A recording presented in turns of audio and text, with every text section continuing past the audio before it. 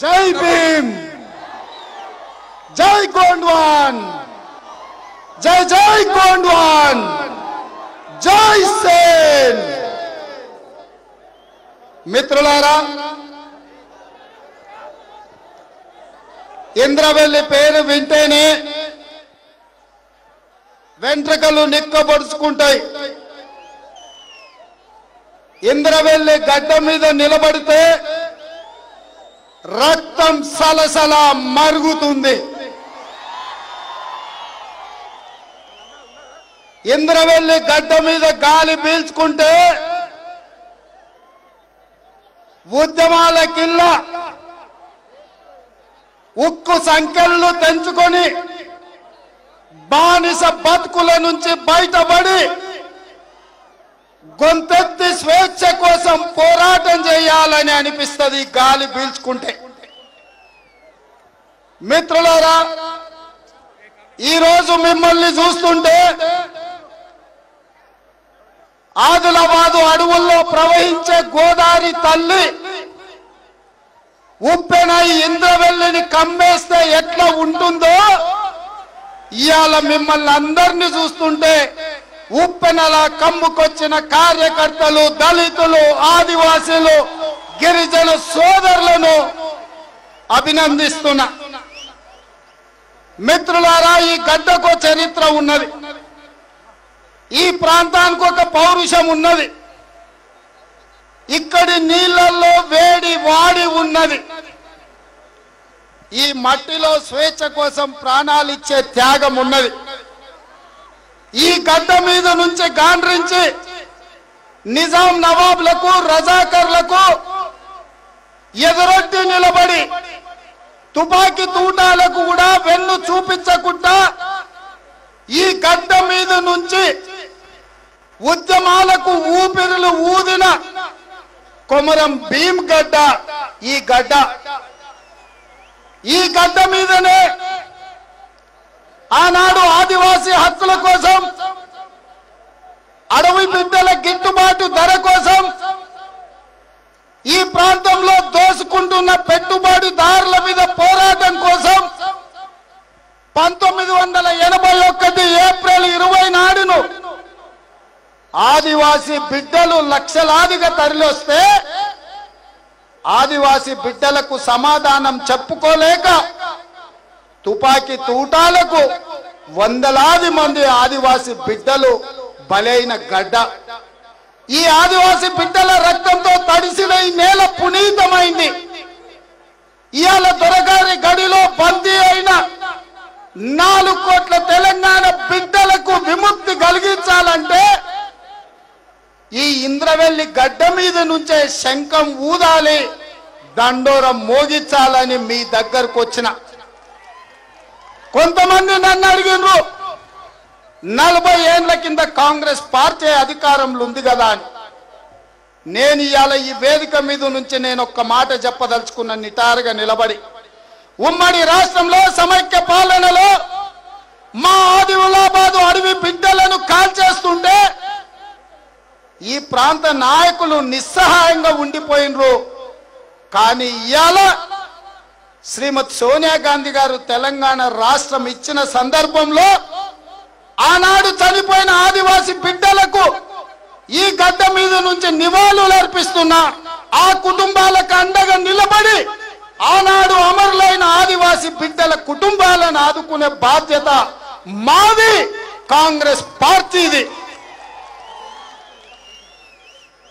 ఈ ఇంద్రవెల్లి అమరవీరుల స్తూపం సాక్షిగా చెప్తున్నా, ఈ ప్రాంతాన్ని ప్రపంచానికే ఒక అద్భుతమైన ఆదర్శవంతమైన స్మారక స్తూపంగా మార్చి అమరులైన ప్రతి ఆదివాసీ బిడ్డ పేరు ఆ శిలాఫలకం మీద చెక్కించే బాధ్యత కాంగ్రెస్ పార్టీది.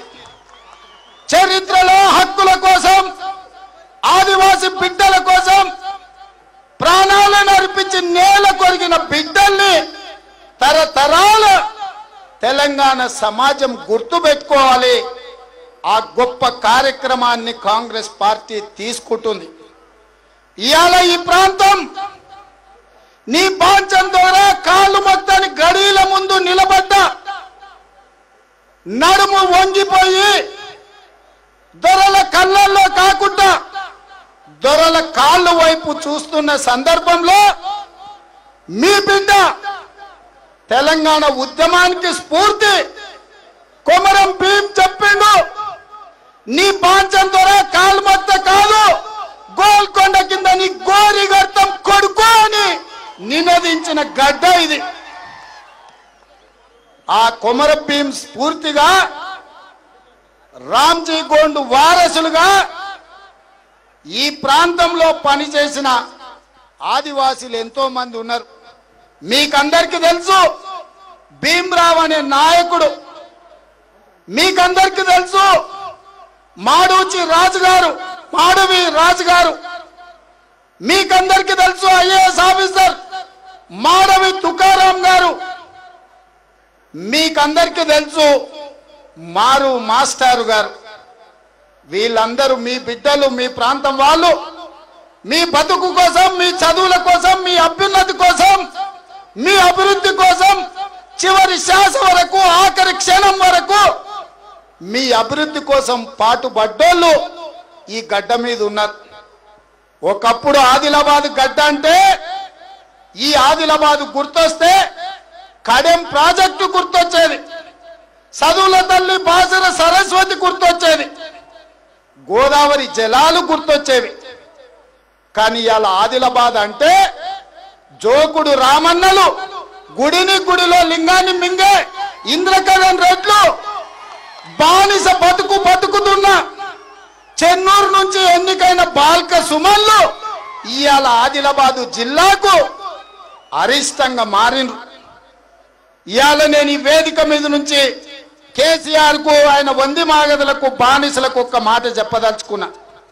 నిన్న మొన్న టిఆర్ఎస్ వాళ్ళు మాట్లాడుతున్నారు 70 ఏళ్ల కాంగ్రెస్ పార్టీ దళిత ఆదివాసీ గిరిజనులకు ఏం చేసిందని. నేను ఈ వేదిక మీద నుంచి సగర్వంగా చెప్పదలుచుకున్నా, ఈ దేశానికి రాష్ట్రపతి అత్యున్నతమైన పదవి, 136 కోట్ల జనాభాకు ఈ దేశానికి దళితుణ్ణి కేఆర్ నారాయణను రాష్ట్రపతి చేసిన చరిత్ర కాంగ్రెస్ పార్టీ. అదే కాదు, మాజీ ఉప ప్రధానమంత్రి బాబు జగజీవన్ రామ్ గారి కూతురు మీరా కుమారి గారిని లోక్సభకు స్పీకర్ చేసిన చరిత్ర కాంగ్రెస్ పార్టీది. ఇదేనా మన మహారాష్ట్ర పక్క రాష్ట్రంలో ఉండే బిడ్డ సుశీల్ కుమార్ షిండేను కేంద్ర హోంశాఖ మంత్రిని చేసిన చరిత్ర కాంగ్రెస్ పార్టీ. ఒకవేళ తెలుగు రాష్ట్రాలనే తీసుకుంటే ఆనాడు ఉమ్మడి ఆంధ్రప్రదేశ్ కు 1960లోనే దామోదరం సంజీవయ్య గారిని ఉమ్మడి రాష్ట్రానికి ముఖ్యమంత్రిని చేసిన చరిత్ర కాంగ్రెస్ పార్టీది. ఇంతేనా అని మీరు అనొచ్చు. అది కాదు, ఈ వేదిక మీద మా దామాన్ని ఉన్నాడు, కనీసం జరగ మా దామాన్ని ఉన్నాడు, ఉమ్మడి రాష్ట్రానికి ఉప ముఖ్యమంత్రిని చేసినాం. మా గీతక్క ఉంది, రాష్ట్ర మంత్రిగా చేసినాం. పక్కన గడ్డం వినోద్ కుమార్ ఉన్నాడు, రాష్ట్ర మంత్రిగా చేసిండు.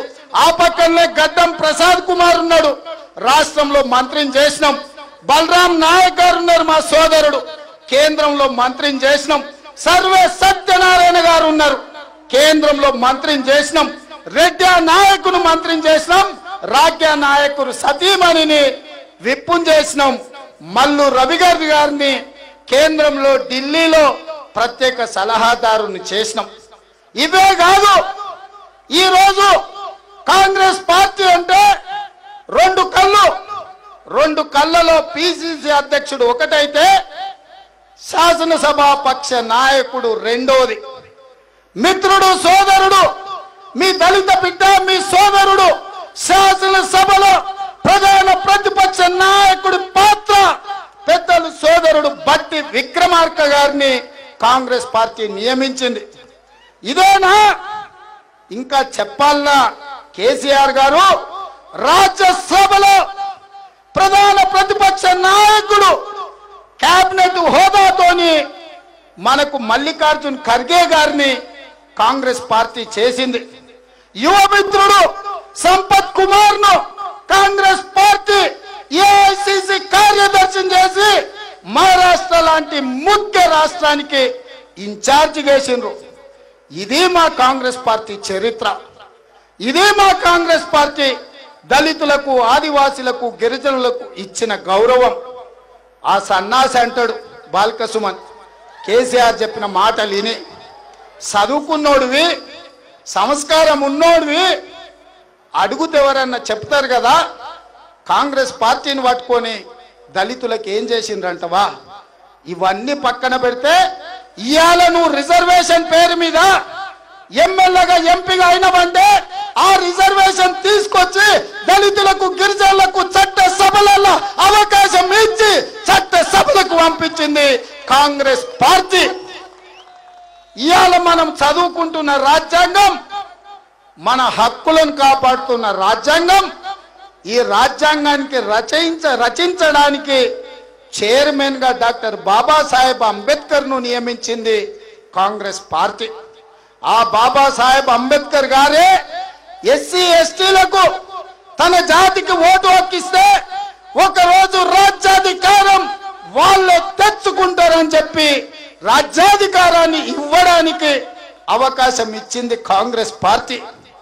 ఇవాళ చాలా మంది నేను ఎక్కడికన్నా వెళ్తే లంబాడా సోదరులు, దళిత సోదరులు, ఆదివాసీల బిడ్డలు డాక్టర్లుగా, ఇంజనీర్లుగా, లాయర్లుగా, ఐఏఎస్లుగా, ఐపీఎస్లుగా, అధికారులుగా రాష్ట్రాలను, జిల్లాలను నడిపిస్తున్నారంటే వాళ్ళ కళ్ళ ముందల ఎంత చదువుకున్నోడైనా వాళ్లకు దండం పెట్టే పరిస్థితి వచ్చిందంటే ఈ రిజర్వేషన్లు ఇచ్చింది కాంగ్రెస్ పార్టీ.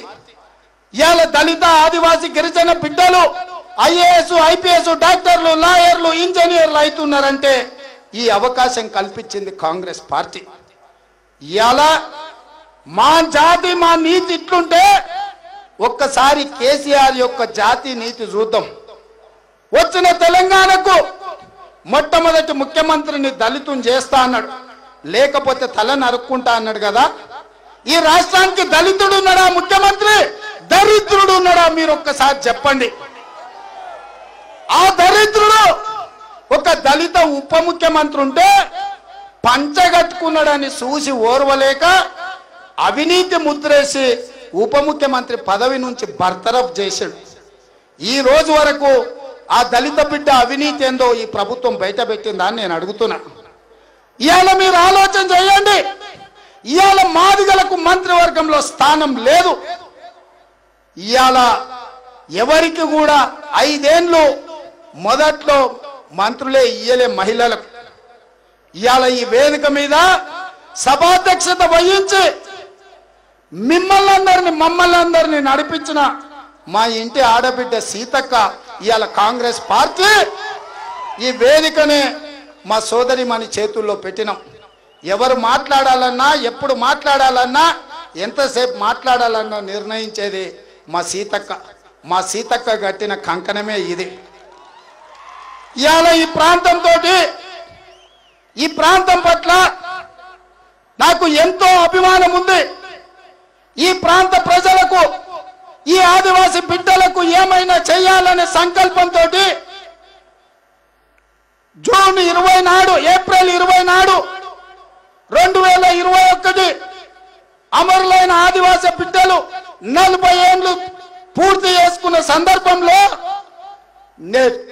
అమరవీరుల స్తూపం దగ్గరకు వచ్చిన. నేను వస్తా అంటే ప్రభుత్వం నన్ను అనుమతి ఇయ్యలే. ఇక్కడ టెన్షన్లు ఉన్నాయి, నక్సలైట్లు వస్తారు, లేకపోతే ఇక్కడ పోలీసు దిగ్బంధంలో ఉంది, అమరులకు నువ్వు నివాళులు అర్పించడానికి లేదు అని పోలీసులు అడ్డం పెట్టిన ఏప్రిల్ 20, 2021 నాడు ఈ అమరవీరుల స్తూప సాక్షిగా ఇక్కడికి వచ్చి ఆదివాసీ బిడ్డలకు నివాళులు అర్పించిన. ఇక్కడ నుంచి గూడానికి వెళ్ళిన, హీరాపూర్ గూడానికి వెళ్ళి ఇంద్రవెల్లి మండలంలో అక్కడ ఉన్న ఆదివాసీ బిడ్డలతోని 4 గంటలు గడిపిన. వాళ్ళ కష్టాలు ఏంటో తెలుసుకున్నా. వాళ్ళ పోడు భూమి ఇవాళ పోరు భూమిగా ఎట్లా మారిందో వాళ్ళు వివరించి చెప్పినారు. ఇవాళ ఇల్లు లేక, తాగడానికి నీళ్లు లేక, పోవడానికి జంతువుల కంటే ఘోరంగా కేసీఆర్ పాలనలో వాళ్ళ జీవితాలు ఎట్లా చితికిపోయినవో కల్లారా నేను చూసిన. ఆనాడే చెప్పిన హీరాపూర్ సర్పంచ్ కి ఆ గ్రామంలో ఉన్న ఆదివాసి బిడ్డలకు మీ యువమిత్రుడు బెజ్జుకు చెప్పిన, మళ్ళా దండు కట్టుకొని వస్తా ఇంద్రవెల్లికి, మీ కష్టాలు మీ కన్నీళ్లు తీర్వడానికి అవసరమైన కాంగ్రెస్ పార్టీ ప్రణాళికలు తీసుకొని వస్తా అని చెప్పిన. ఇవాళ రాష్ట్రంలో కేంద్రంలో ఏఐసిసి సెక్రటరీ శ్రీనివాస్ గారిని శ్రీమతి సోనియా గాంధీ ప్రతినిధిగా తెలంగాణలో కాంగ్రెస్ పార్టీలో ఉన్న అధిరథ మహారథులను అందరినీ కూడా ఇంద్రవల్లిలో వచ్చి మీ ఊర్లో మీ ముందల కూర్చోబెట్టిన ఇవాళ అధ్యక్షుడుగా నేను. ఇవాళ అధ్యక్షుడుగా ఈ ఆదివాసి బిడ్డల బ్రతుకులను మార్చడానికి, మీ తలరాతలను తీర్చిదిద్దడానికి, మీ జీవితాలలో వెలుగు నింపడానికి కాంగ్రెస్ పార్టీ ఇంకేమేమి చేయాలనో ఆలోచన చెయ్యడానికి ఇవాళ మా పెద్దలందరూ ఈ వేదిక మీద ఉన్నారు. ఇవాళ మిత్రులారా, 70 ఏళ్ల మా చరిత్ర చూడండి, 7 ఏళ్ల టిఆర్ఎస్ కేసీఆర్ ఘోరాలు నేరాలు చూడండి. ఇవాళ ఉప ఎన్నికలు వస్తే హుజూరాబాద్ లో దళిత కుటుంబానికి 10 లక్షలు ఇస్తా అంటున్నాడు. అక్కడ ఉప ఎన్నికలు ఉన్నాయి కదా అంటే ఆయన అంటాడు, నేను మటన్ నడుపుతలేను, రాజకీయ పార్టీ నడుపుతున్నా, ఉప ఎన్నికలకే ఇవాళ 10 లక్షలు ఇస్తున్నా అని చెప్పండి. ఇంత నిస్సిగ్గుగా, ఇంత బరితెగించి, ఇంత బద్మాష్ మాటలు ఇంతవరకు రాష్ట్రంలో ఏ ముఖ్యమంత్రి కూడా మాట్లాడాలి.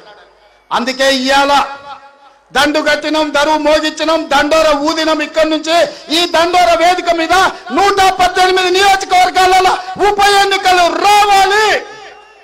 ఉప ఎన్నికలు వస్తేనే మా దళితులకు, ఆదివాసులకు, గిరిజనులకు 10 లక్షల రూపాయలు కేసీఆర్ ఇస్తాడు. అందుకే ఇక్కడ ఉన్న మా యువమిత్రులందరికీ విజ్ఞప్తి చేస్తున్నా, ఎవడెవడు టిఆర్ఎస్ ఎమ్మెల్యే ఉన్నాడో ఇస్తాడా సస్తాడా వాడే తేల్చుకోవాలి. ఇలా తెలంగాణ రాష్ట్రంలో, తెలంగాణ ఉద్యమంలో అమరులైన అమరవీరుల సాక్షిగా ఈ తెలంగాణలో ఉన్న యువకులు కంకణం కట్టుకొని బయలుదేరాలి. ఇవాళ కేసీఆర్ కు ఉప ఎన్నికలు ఉంటేనే దళిత గిరిజన ఆదివాసీలు గుర్తొస్తున్నారు. ఇవాళ హుజూరాబాద్లు ఉన్న వాళ్ళకు 10 లక్షలు ఇస్తే ఇవాళ ఈ బోధులు ఉన్నాళ్ళు, ఆసిఫాబాద్లు ఉన్నాళ్ళు, ఖానాపూర్లు ఉన్నాళ్ళు, చెన్నూరులు ఉన్నారు, బెల్లంపల్లిలు ఉన్నాళ్ళు, లేకపోతే మంచిర్యాలలు ఉన్నోళ్ళు, నిర్మల్లు ఉన్నోళ్ళు, ఆదిలాబాద్లు ఉన్నోళ్ళు, పాలమూరులు ఉన్నోళ్ళు, అచ్చంపేట అడవులలో ఉన్నోళ్ళు, నల్లగొండలు ఉన్నోళ్ళు, దేవరకొండలు ఉన్నోళ్ళు, రాచకొండలు ఉన్నోళ్ళు, దళితులు, ఆదివాసులు, గిరిజనులు కారాని ఈ సన్నాసిని అడుగుతున్నా నేను ఈ వేదిక మీద నుంచి. ఓరి సన్నాసి, నీ గజ్వల్లో గుంట భూమి అడగలే, నీ చింతమడకలో చిల్లి గవ్వ అడగలే. నువ్వు ముఖ్యమంత్రి అయిన 7 సంవత్సరాలల్లా 15 లక్షల కోట్ల రూపాయలు ఖర్చు పెట్టినావు కదా, 10 పైసలన్న మా ఆదివాసి బిడ్డలకు సాయం చేసినావు అని నేను ఈ వేదిక మీద నుంచి అడుగుతున్నా. కేసీఆర్ ముఖ్యమంత్రి అయినాక గతంలో ఉన్న అప్పు కాకుండా 4 లక్షల కోట్ల రూపాయలు అప్పు తెచ్చిండు. 4 కోట్ల మంది తల మీద, ఒక్కొక్కరి మీద తల మీద 1,00,000 రూపాయల అప్పు మోపిండు కేసీఆర్. మనకు మాత్రం సిల్లి గవ్వియలే గాని మన తలల మీద 1,00,000 రూపాయల అప్పు తీసుకొచ్చాడు. ఆ సొమ్మంతా ఎక్కడికి పోయిందని నేను అడుగుతున్న కేసీఆర్. ఏ కాంట్రాక్టర్లకు ఇచ్చినావు, ఏ కమిషన్లు మెక్కినావు, నీ బిడ్డనేమో బిర్లాని చేసినావు, నీ అల్లునేమో అంబానీని చేసినావు, నీ కొడుకునేమో టాటాని చేసినావు, నువ్వేమో నరరూప రాక్షసుడుగా తయారయ్యి కుంభకర్ణుడుగా మారి ఫామ్ హౌస్ లో మందు దాగి పడుకుంటున్నావు. మరి మా పేదలకు ఏమొచ్చిందని నేను అడుగుతున్నా. నీ బిడ్డను బిర్లాన్ చేసుకో, నీ కొడుకుని టాటాని చేసుకో, నీ అల్లుని అంబాన్ చేసుకో, మాకేం అభ్యంతరం లేదు. కనీసం మేము బ్రతకడానికి మాకు ఉద్యోగం అని ఇవ్వవా అని నేను అడుగుతున్నా. మేము తినడానికి పుక్కడు మెతుకులు పెట్టవా అని మేము అడుగుతున్నా. ఇంతకుముందే మా విశ్వప్రసాద్ చెప్పిండు, ఆదిలాబాద్ లో 90 గ్రామాలలో తాగనిక నీళ్లు వస్తలేవని. ఏమి కర్మ ఈ తెలంగాణ రాష్ట్రంలో 50,000 కోట్ల రూపాయలు కాంట్రాక్టర్లకు చెల్లించినా తాగడానికి గుక్కే నీళ్లు లేవు. ఆయన చెప్పింది 100% నిజం. హీరాపూర్ నేను వెళ్ళిన రోజు మిషన్ భగీరథ నీళ్లు రాకపోతే ఆ డిపార్ట్మెంట్ ఎస్సీకి ఫోన్ చేసి నీ ఈపులు సున్నమైతాయి, పిర్రలు చింతపండు అవుతాయి. హీరాపూర్కి ఎంబడే తాగడానికి మిషన్ భగీరథ నీళ్ళు ఇవ్వాలని ఆ గూడెం నుంచే నేను చెప్పిన. మీ కష్టాలు మాకు అర్థమైనాయి. కాబట్టి మిత్రులారా, నేను ఒక మాట చెప్పిన. ఈ ఇంద్రవెల్లి సభ ప్రకటించినప్పుడు 1,00,000 మందితో దండు కడతాం, 1,00,000 తల తక్కువ నా తల తీసుకో అని చెప్పిన. ఇవాళ ఇక్కడున్న పోలీసులకు, నిఘా అధికారులకు, మీడియా మిత్రులకు మీ కళ్ళు సరిపోవు, మీ కెమెరాలు తీయలేవు. డ్రోన్ పెట్టి తీయండి, 1,00,000కు 1 తల, 1,00,000కు 1 తల తక్కువ తల వంచుతా. 1,00,000 ఉంటే ఈ 1,00,000తోని దండు కట్టి కేసీఆర్ మెడలు వంచుతా. మా పోలీసు మిత్రులు ఇక్కడ సహకరించినట్టే ఉండ్రు, కానీ ఉట్నూరు దగ్గర 10 నుంచి 15 మందిని ఆపిర్రు. 12 కిలోమీటర్ల అవతల 10-15 వేల మందిని ఆపుడు న్యాయమా? పోలీస్ మిత్రులారా, మీరు ఆలోచన చేయండి. ఏం అన్యాయం చేసినాం మీకు? ఏం అపకారం చేసినాం మీకు? శాంతియుతంగా సోనియమ్మ రాజ్యంలో ఈ ప్రాంత ప్రజలకు స్వేచ్ఛ కోసం, సామాజిక న్యాయం కోసం, స్వయం పాలన కోసం, దళిత బంధు కోసం, గిరిజన బంధు కోసం, ఆదివాసి బిడ్డల బాగు కోసం మేమిక్కడ సభ పెట్టుకుంటే దీన్ని అడ్డుకోవాలన్నంత ఆలోచన మీకు ఎందుకు వచ్చింది? ఒకవేళ మీకు రాకపోయినా ఆ పైన సన్నాసి, ఆ సన్నాసి కింద ఉన్న శప్రాజి ప్రభాకర్ రావు చెప్తే ఇట్లా చేస్తారా మీరు? ఇది న్యాయమా? ఈ వేదిక మీద నుంచి చెప్తున్నా, పోలీసుల్లో కొందరు కేసీఆర్ కట్టు బానిసలుగా మారిండ్రు. నిజాం దగ్గర రజాకర్లు ఎట్లా చేసిండ్రో రజాకర్లు కూడా నిజాం రాజ్యాన్ని కాపాడలే. ఇవాళ కాసిం రిజ్వీ, ప్రభాకర్ రావు, కేసీఆర్ రాజ్యాన్ని నువ్వు కాపాడుతావా అని నేను అడుగుతున్నా. నేను ఈ వేదిక మీద నుంచి చెప్పదలుచుకున్న ప్రభాకర్ రావు గారికి, గుర్తు పెట్టుకో, నువ్వు అనుకుంటున్నావేమో నేను రిటైర్ అయిపోయినా అమెరికాకు పారిపోతా అని ఇంటర్నేషనల్ రెడ్ కార్నర్ వారెంట్ ఇప్పించి అమెరికాలో ఉన్నా, చంద్రమండలంలో ఉన్నా నిన్ను రప్పిస్తా. ఈ ఇంద్రవెల్లి అమరవీరుల స్తూపం సాక్షిగా మోకాళ్ళ మీద కూర్చోబెడతా నిన్ను. మా కార్యకర్తల్ని కష్టపెడితే, మా కార్యకర్తల మీద అక్రమ కేసులు పెడితే, నిన్నటి వరకు ఒక లెక్క, ఇవాళ నుంచి ఇంకొక లెక్క, లెక్కకు లెక్క, దెబ్బకు దెబ్బ, ఒక్కడికి 100, ఒక్కడికి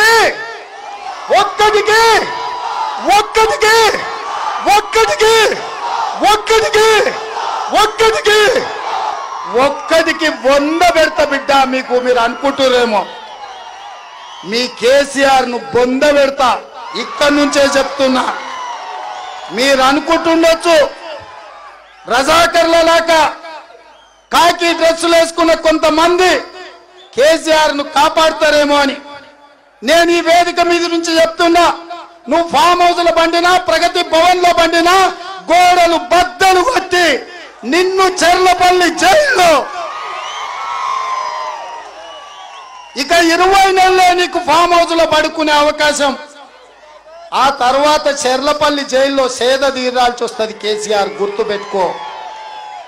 నువ్వు నీ కుటుంబం చేస్తున్న అరాచకాలు, రాచరికపు పోకడులు, అవినీతి, అక్రమాలు, దోపిడీ, అక్రమ కేసులు, పార్టీ ఫిరాయింపులు, పక్కోల ఆస్తులు గుంజుకోవడం అన్ని లెక్క రాస్తున్నాం, డైరీలో నోట్ చేస్తున్నాం. అసలుకు మిత్తితో సహా బరాబర్ తిరిగి మిత్తితో చెల్లిస్తాం. ఈ వేదిక మీద నుంచి 2 తీర్మానాలు చేయడానికి వేదిక మీద ఉన్న పెద్దల్ని, వేదిక కింద ఉండి కాంగ్రెస్ జెండాను భుజాలు కాయలు కాసేలా మోసి చివరికి శ్వాస ఇవ్వాలంటే శ్వాసనైనా ఇచ్చిండ్రు కానీ కాంగ్రెస్ జెండాను వదలని కాంగ్రెస్ పార్టీ కార్యకర్తలకు కూడా నేను ఇక్కడి నుంచి ఒక మాట చెప్తున్నా. రేపు రాబోయే సోనియమ్మ రాజ్యంలో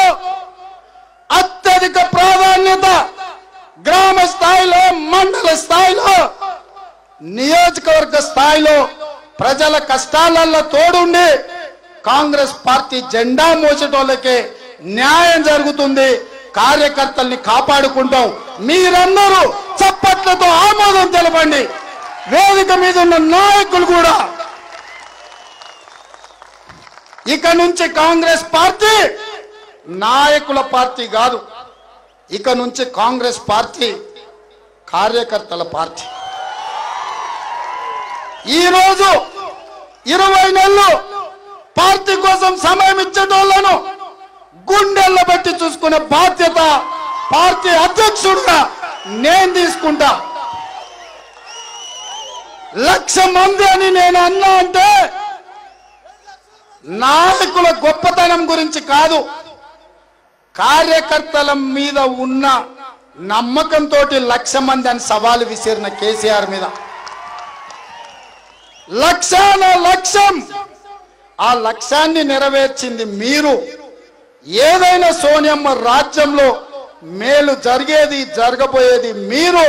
మీ పేర్లు గుర్తుపెట్టుకుంటాం, మీ పేర్లు డైరీలో రాసుకుంటాం. మీరు అడగకున్నా, మీరు అడగకపోయినా, మీరు మర్చిపోయినా మీ ఇంటికి వచ్చి మీ తలుపు తట్టి సోనియమ్మ రాజ్యంలో మీకు మేలు జరుగుతుంది. మీ కష్టానికి 10 చెల్లించే బాధ్యత నాది. నాయకుడిగా నేను చెప్తున్నా, 20 ఏళ్ళుంటే ఇంకా రాజకీయాలల్లా 20 ఏళ్ళల్లా కార్యకర్తల కోసం ఆఖరి ఊపిరి వరకు, చివరి రక్తపట్టు వరకు మీకోసం పనిచేస్తా. మిమ్మల్ని మీకు తోడుంటా. మీ ముందర కాదు, మీలో ఒకడిగా ఉంటా. ఇవాళ ఈ వేదిక మీద నుంచి ఇంకొక మాట కూడా చెప్పదలుచుకున్నా. నేను దళిత బిడ్డను కాకపోవచ్చు, నేను ఆదివాసి బిడ్డను కాకపోవచ్చు, కానీ నేను నల్లమల్ల అడవుల్లో పుట్టిన బిడ్డను. చెంచుల కష్టాలు నాకు తెలుసు, చెంచుల కష్టాలు నాకు తెలుసు. నల్లమల అడవిలో పెరిగిన బిడ్డను. అడవి కష్టాలు ఎట్లుంటాయో నాకు తెలుసు. నా ఇంటి ఆడబడ్డ సీతక్క ములుగు నియోజకవర్గం తాడువాయి అడవుల్లో గిరిజనులను ఫారెస్ట్ అధికారులు ఆడబిడ్డలను చెట్ల గట్టేసి కొడితే 8 కిలోమీటర్లు నడుచుకుంటూ తాడువాయి అడవుల్లో ఉన్న అక్కడ ఉన్న గొత్తి కోయల్ని సీతక్క నేను పోయి కలిసి ఆనాడే నేను అనుకున్నా, ఏదైనా అవకాశం ఇస్తే, దేవుడు సల్లంగా చూస్తే, సోనియమ్మ బాధ్యత ఇస్తే, ఈ దళితుల కోసం, ఈ గిరిజనుల కోసం, ఈ ఆదివాసి బిడ్డల కోసం ఏమైనా చేసి చావాలి. అప్పుడే ఈ బ్రతుకుకు ఒక అర్థం ఉంటుంది, పరమార్థం ఉంటుందని ఆనాడే నేను నిర్ణయించుకున్నా. మీ బిడ్డ పిసిసి అధ్యక్షుడైతే మీ కష్టాలకు ఎట్లా కొట్లాడతాడో, మీ సోదరుడే పిసిసి అధ్యక్షుడైతే మీ పక్కన ఎట్లా నిలబడతాడో, మీ కుటుంబంలో బిడ్డగా, మీ సోదరుడుగా ఆదివాసి దళిత గిరిజన లంబాడ సోదరులందరికీ కూడా, ఇక్కడ ఉండే దళిత సోదరులందరికీ కూడా మంచి చేయడానికి, న్యాయం చేయడానికి మీకోసం నేను ఉంటా. నన్ను నమ్మండి, ఆశీర్వదించండి. మీ ఆశీర్వాదం ఉంటే తెలంగాణ రాష్ట్రంలో 20 నెలల్లో సోనియమ్మ రాజ్యం వస్తుంది. ఎందుకు పదే సోనియమ్మ రాజ్యం చెప్తున్నా అంటే, ఇందిరమ్మ రాజ్యంలోనే మీకు పక్కా ఇండ్లు వచ్చినాయి, అసైన్మెంట్ భూమి వచ్చింది, సీలింగ్ పట్టాలు వచ్చినాయి, మీకు ఉద్యోగాలు వచ్చినాయి, మీకు కావలసిన మంచంతా ఇందిరమ్మ రాజ్యంలోనే జరిగింది. ఇవాళ ఇందిరమ్మ రాజ్యం స్ఫూర్తిగా పక్క రాష్ట్రంలో ఆంధ్రప్రదేశ్లో పార్టీ చచ్చిపోయి తెలంగాణలో చావు బతుకుల మధ్యలో ఉండి కేంద్రంలో అధికారాన్ని కోల్పోయి ఉక్కు సంకల్పంతో ఈ ప్రాంతంలో నివసించే బడుగు బలైన దళిత గిరిజన మైనారిటీ మహిళలు 85% ఉన్నారు. వాళ్ళ జీవితాలు బాగుపడాలని రాజకీయంగా ఎన్నో కష్ట నష్టాలకు ఓర్చుకొని శ్రీమతి సోనియా గాంధీ గారు తెలంగాణ రాష్ట్రం ఇచ్చిండ్రు. అంత ఉక్కు సంకల్పంతో ఇన్ని కష్టాలను ఎదుర్కొని ఆ తల్లి మనకు తెలంగాణ రాష్ట్రం ఇచ్చింది. నేను అడుగుతున్న ఇక్కడ ఉన్న మిత్రుల్ని, ఎవరన్నా తెలంగాణ తల్లిని చూసిండ్రా? చూసినామా? చూస్తే మన కన్న తల్లిని చూసినాం, లేకపోతే సోనియమ్మ తల్లిని చూసినాం. ఇవాళ నేను ఈ వేదిక మీద నుంచి గర్వంగా చెప్పదలుచుకున్నా, తెలంగాణ తల్లి అంటే సోనియమ్మ తల్లి, తెలంగాణ రాష్ట్రం ఇచ్చిన తల్లి సోనియమ్మ తల్లి. ఆ సోనియమ్మ ఏ ఆకాంక్షల మేరకు, ఏ ఆలోచన మేరకు తెలంగాణ రాష్ట్రం ఇచ్చిందో దుర్మార్గుడి కేసీఆర్ పాలనలో ఆకాంక్షలు నెరవేరలేదు. అమరవీరుల కుటుంబాలను అవమానించిండు, నిరుద్యోగ యువతను రోడ్ల మీదకి వదిలేసిండు, ఉద్యమకారుల మీద కేసులు తొలగించలేదు, విద్యార్థులకు ఫీజులు ఇవ్వలేదు, దళితులకు 3 ఎకరాల భూమి ఇవ్వలేదు, రైతులకు ₹1,00,000 రుణమాఫీ చేయలేదు, గిరిజనులకు 12% రిజర్వేషన్ ఇవ్వలేదు, మైనారిటీలకు 12% రిజర్వేషన్ ఇవ్వలేదు, కేజీ టు పీజీ ఉచిత నిర్బంధ విద్య ఇవ్వలేదు. 7 ఏళ్లలో ఏమిచ్చిండయా కేసీఆర్ అంటే? ఆయన ముఖ్యమంత్రి అయిండు, బిడ్డ ఎంపీ అయింది, ఓడిపోతే ఎమ్మెల్సీ అయింది, కొడుకు మంత్రి అయిండు, అల్లుడు మంత్రి అయిండు, సద్దకుని కొడుకు సారాల సోడా పోస్తాడు, రాజ్యసభ సభ్యుడు అయ్యిండు. వేల కోట్ల రూపాయలు వచ్చినాయి, 100 తరాలు తిన్నా తరగని ఆస్తులు వచ్చినాయి, చూపించుకోవడానికి టీవీ వచ్చింది, రాసుకోవడానికి పేపర్ వచ్చింది. మరి మనకేమొచ్చింది ఒక్కసారి ఆలోచన చేయండి. ఇది రావుల రాజ్యం. ఈ రావుల రాజ్యంలో దళిత గిరిజన ఆదివాసీలకు ఏమి రావు. ఈ రావుల రాజ్యం పోవాలి, దళిత బడుగు వర్గాల రాజ్యం రావాలి. ఆ రాజ్యం రావాలంటే ఎవరో ఇయ్యరు, మనమే తెచ్చుకోవాలి. మీరందరూ సిద్ధమా? సిద్ధమన్న వాళ్ళందరూ 1,00,000 గుండెలు, 1,00,000 గొంతులు, 2 లక్షల చేతులు గాల్లోకి లేవాలి. జై సోనియమ్మ, జై సోనియమ్మ, జై కాంగ్రెస్, జై జై కాంగ్రెస్. రాహుల్ గాంధీ గారి నాయకత్వం, రాహుల్ గాంధీ గారి నాయకత్వం. జై గోండ్వాన్, జై భీమ్. ధన్యవాదాలు మిత్రులారా.